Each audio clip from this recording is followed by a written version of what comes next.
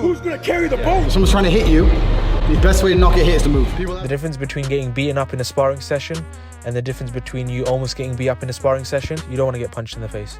If you do, let me know how that goes. Because there's no point learning when you're half dead.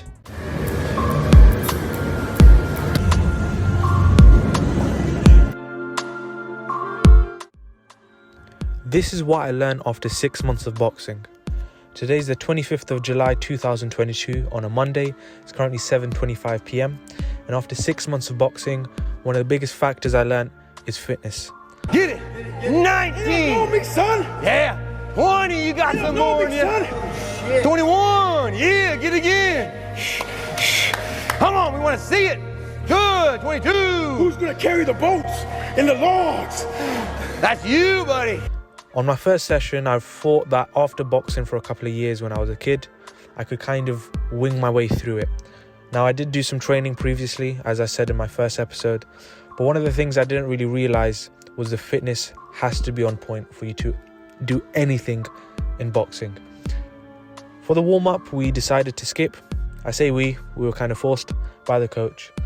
But after 30 seconds of skipping, we were then told to do a burst of speed for 10 seconds. That's something you could probably find in most boxing gyms. Do you know why boxers skip all the time? Stay bouncy. Yeah. If someone's trying to hit you, the best way to not get hit is to move. The reason why people skip a lot is not only to get the momentum, the footwork, the bounce, the rhythm, but actually a lot of it is actually to replicate the fight. Because in a fight, in a boxing sparring match, you're going to kind of go in a rhythm and you're going to be on your toes, and sometimes the burst of speed would effectively replicate you fighting. One of the things I unfortunately thought was that after 2 minutes of skipping we can move on, but what I thought is after 30 seconds of skipping and a burst of speed of 10 seconds, I kind of thought that was the end of the session, because I was very tired. And I just found out that was just the warm-up, because not only for 30 seconds we were skipping and doing the burst, but we actually done 9 minutes of skipping, because we were trying to do 3 rounds of 3 minutes. And again, it comes back to the whole skipping as if you were fighting. And after 9 minutes of skipping, we then proceeded to go on the bags, partner work. You had to do abs, and then you can do sparring, or you could do more bag work. And the whole session on average, just in the past 6 months, has been over 1 hour and a half. And 1 hour and a half has a lot of the time put me through paces where after the session's finished, you're completely just dead tired, you have no fitness left. And a lot of the time is you need to actually maintain fitness, and if not, you have to improve the fitness to a threshold where you can actually complete the boxing sessions. So one of the things I did learn is fitness. There's a lot of ways you can improve your fitness. A lot of people, again, my coach, who was an Olympian, he was in the Olympics for Nigeria, he's mentioned that one of the best ways is to run. Running helps, skipping helps, and to be honest, anything that is endurance based can definitely help you, playing other sports as well. I think your diet definitely plays a part. No matter how hard you train, if you don't supply your body with good food, then unfortunately your machine, which is your body, won't actually give you the results you want. So fitness is definitely number one. And again, I thought I was actually someone who was quite fit just because I was going to the gym 5-6 times a day. 5-6 times a day would be impossible. 5-6 times a week, I'm going to leave that in.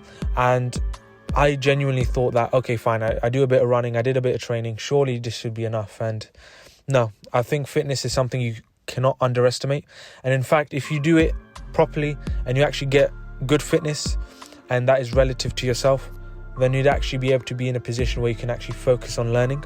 Because there's no point learning when you're half dead and you're breathing out of your nose. That's not going to help you, especially when the boxing coach is trying to motivate you, shouting at you, telling you different things to do.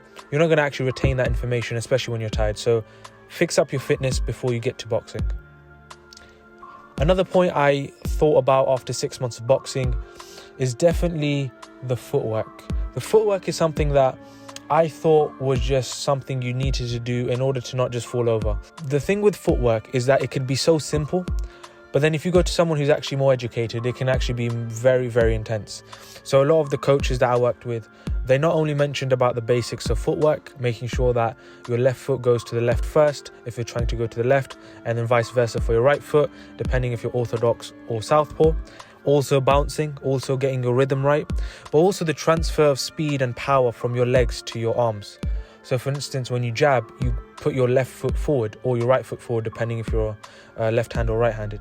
But not only could that actually transfer your power from your feet to your arms, but if you breathe out, as a lot of people do, to exhale when you punch. You do this to prepare for impacts, to exhale all the air inside their body. At the same time, when they're doing this, they clean up all the air so you don't get the air knocked out of you, because if you have air in there, it's more likely for you to get knocked out with the body shot. They never open their mouths and exhale the air. Usually closed mouth, because if you open your mouth to exhale all the air, you're vulnerable to getting a broken jaw. It would be a giant left hook from Lopez that broke Ortiz's jaw.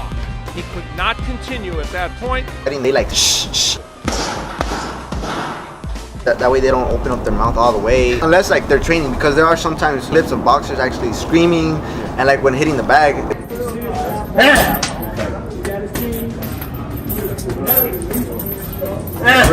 Like karate.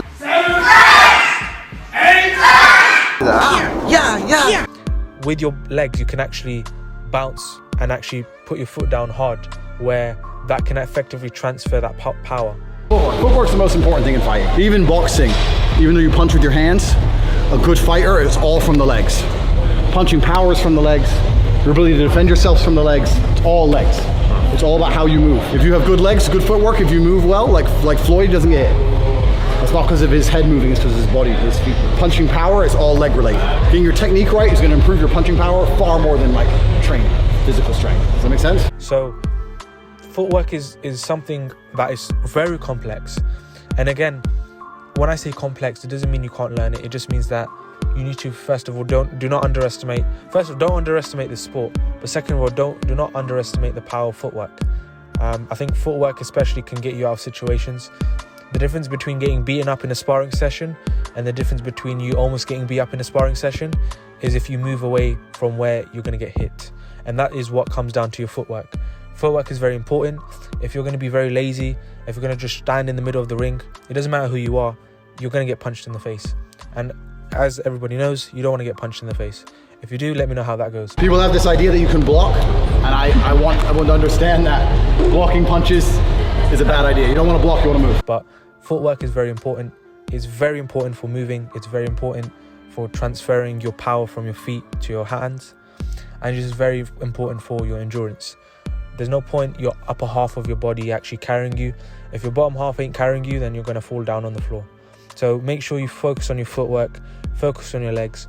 Again, this sport is very full body. So again, every body part is very important, from your shoulder to your back to your arms. But again, even with the legs is very important, and that's why boxing is notoriously known as a great fitness regime for anyone, no matter who you are, because it's very, very difficult and it engages the entire body. The one sport I'd probably compare it to is swimming. Swimming, you're actually in water where you're engaging every part of your body. It's the same with boxing. What I've learned after 6 months of boxing is that not every session is the same. Now, I went to boxing 3 times a week on a Monday, Wednesday and Friday. Now, one of the things I thought would happen, and I would extrapolate my next 6 months. So in January, that's when I started. I thought by the time it's 6 months, I would have done this much of boxing, in sparring, on the bag, in the skipping. And to be honest, a lot of that was wrong because every session is different. Now, again, depending on where your boxing gym is and who it is and what the culture is like, I think every boxing session is different, even from the fact that your sparring may be good sometimes, meaning that maybe you're doing not as bad, you're not getting hit, maybe you're hitting the other person more than you're getting hit.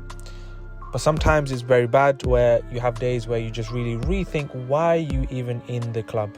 Like, why are you going there, putting on some gear just to get hit in the face? It's not ideal. But I think one of the things you need to understand is, do not think that there's going to be sessions that are going to be the same every time. Every session is different. Sometimes you have good days, sometimes you have bad days.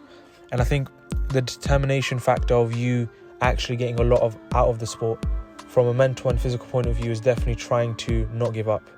I think it's, again, a saying that everybody says, but it's very true. After 6 months of boxing, there was a lot of times where there was some sparrings that I was really confused by. Why did I get hit so much? Last session, I was doing so well. In fact, I felt like I could do maybe an extra 10 minutes after maybe 4 or 5 months. After this session, this just made me feel like maybe I'm just not good at boxing, which is probably true, but actually more so the fact that maybe I should just stop, because what's the point? Like, I spent so much money and time. It's like, why would I carry on?